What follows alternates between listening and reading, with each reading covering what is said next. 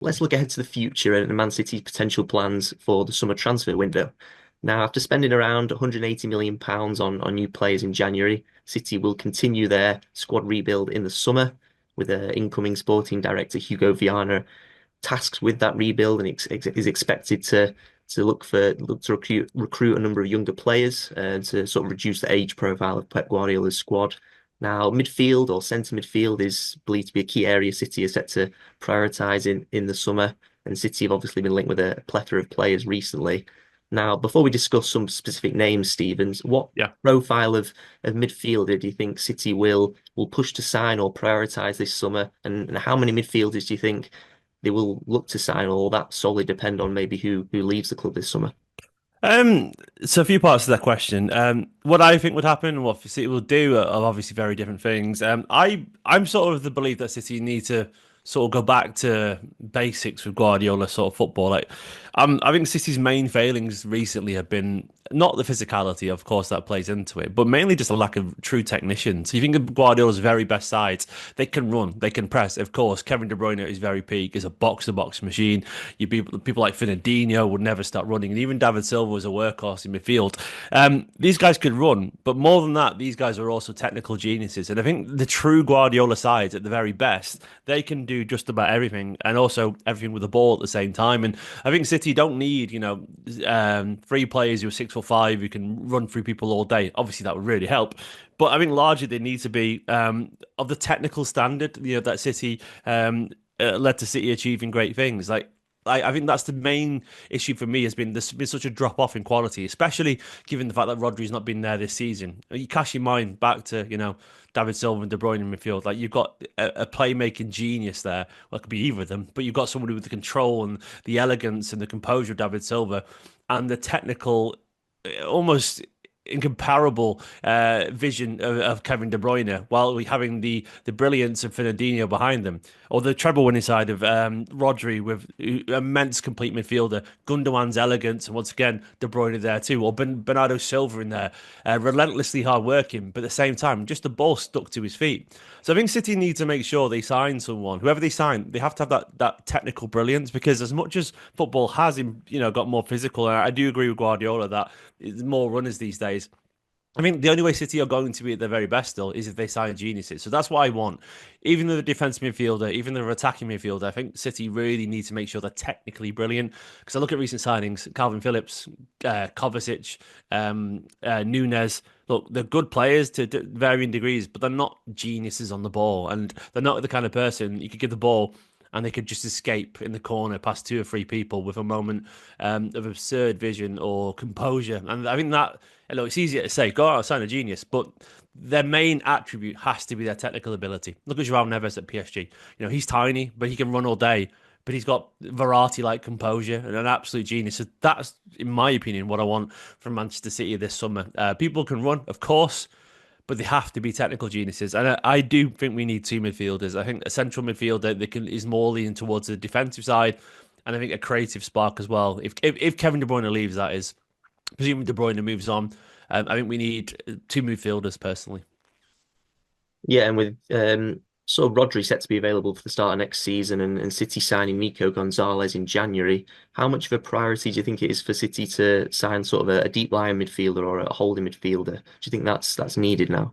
Yeah, I think football's changed a little bit that way. I think previously when Guardiola would have Fernandinho or Rodri behind two false eights, as he used to call them, I mean that makes sense. But these days, football's so fast and so physical, and it's all about transition in the Premier League. I do think you need a slightly more defensive-minded midfielder alongside Rodri, especially knowing that Rodri likes to get forward anyway and score goals and can do. So I can start dropping names if you want me to. Yeah, But you can people do, yeah. like, yeah, I mean, the obvious one, it costs an arm and a leg, but Carlos Balaba at Brighton seems to be the next breakout name. Only 21 years old. Cameroon international, brilliant, been great against Manchester City. Almost It's almost one on one in terms of the physicality in the Premier League.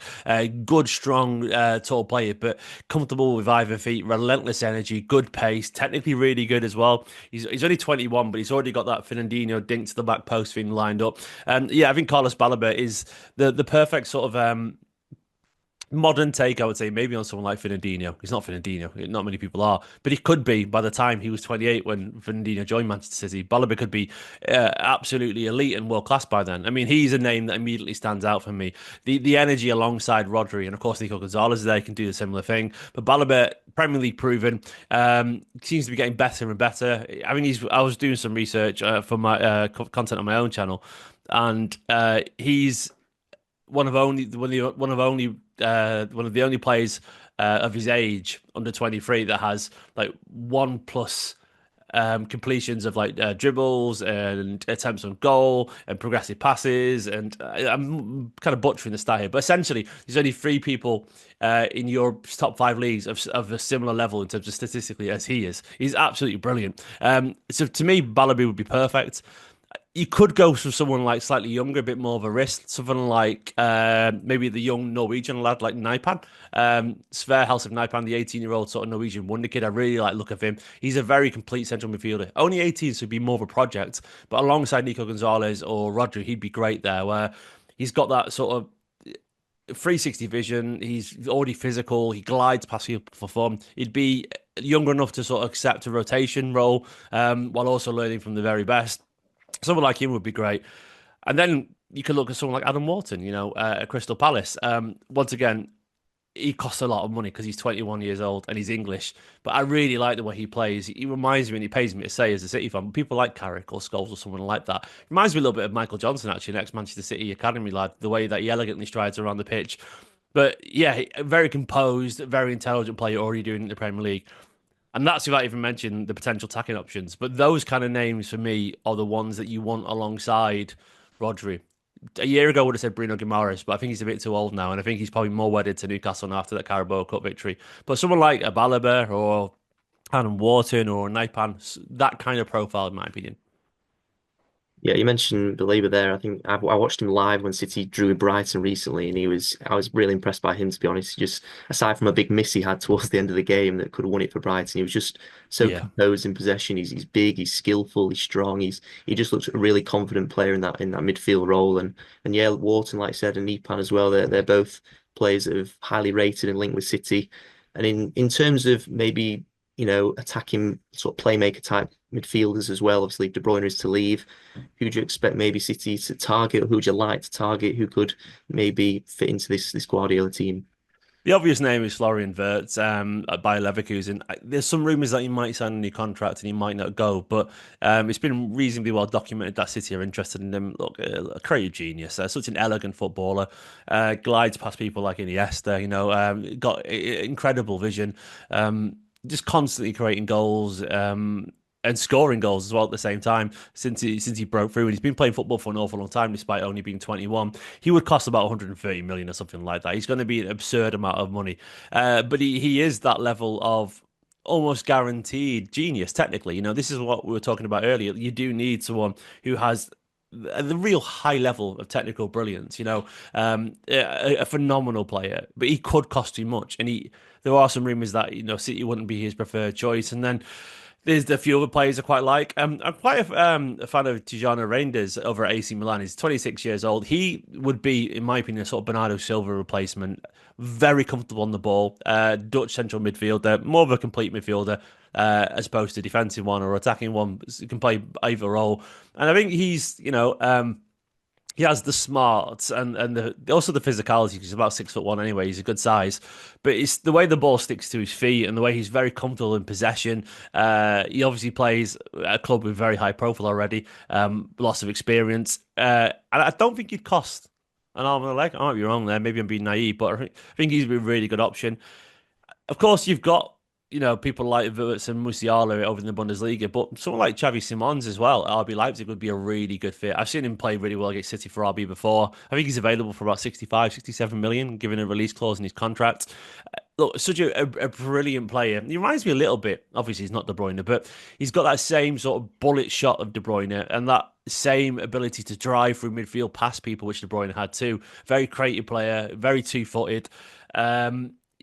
obviously not fully consistent yet, but once again, he's 21. A lot of these names we're talking about are very young players, and I think he would fit the profile really well. And I'm also a real big fan of Alex Baena at Villarreal. I was reading about his stats recently, and he's absurd. Like by far the most chances created in La Liga, and I think he actually became the first player a couple of years ago to create 100 chances in a calendar year since Messi in 2017. So this guy is an absolute chance creation machine, and he's the kind of guy where he looks, if you looked at his stats, you'd think, oh, does he just get forward every opportunity? Is he a bit hurried in possession? But that's not the case at all. He's got such a high percentage of progressive passes. Like most of his stuff, he does is forward. But it's not because he's just getting up and just playing a Hollywood pass. It's because he has the ability and the technical quality and the conviction in his quality to actually do it. And it's like De Bruyne, for example, you wouldn't ever say De Bruyne is hurried on the ball.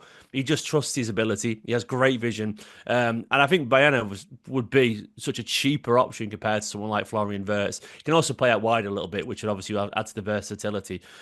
And then the other name, well, Ryan Shirky is a name that everyone's paying attention to.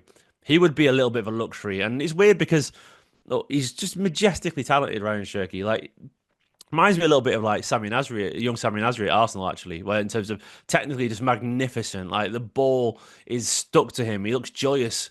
But a lot of big clubs haven't really gone near him. I'm not really sure why. Maybe it's because there's question marks around his work rate and his physicality. And in 2025, look, you can't really, you can't be the guy who's not busting a gut. I'm not saying he's lazy as such, but he's not going to be, he's not a pressing machine. He's the kind of guy you give the keys to and let him go and do his thing. But in the Premier League, would that work as such? I don't know. But what I do know is he's incredibly talented. So they're the names for me, really. Those kind of players. There's obviously more, but someone like Biana or Simons or Verts or Reinders would be great at Manchester City.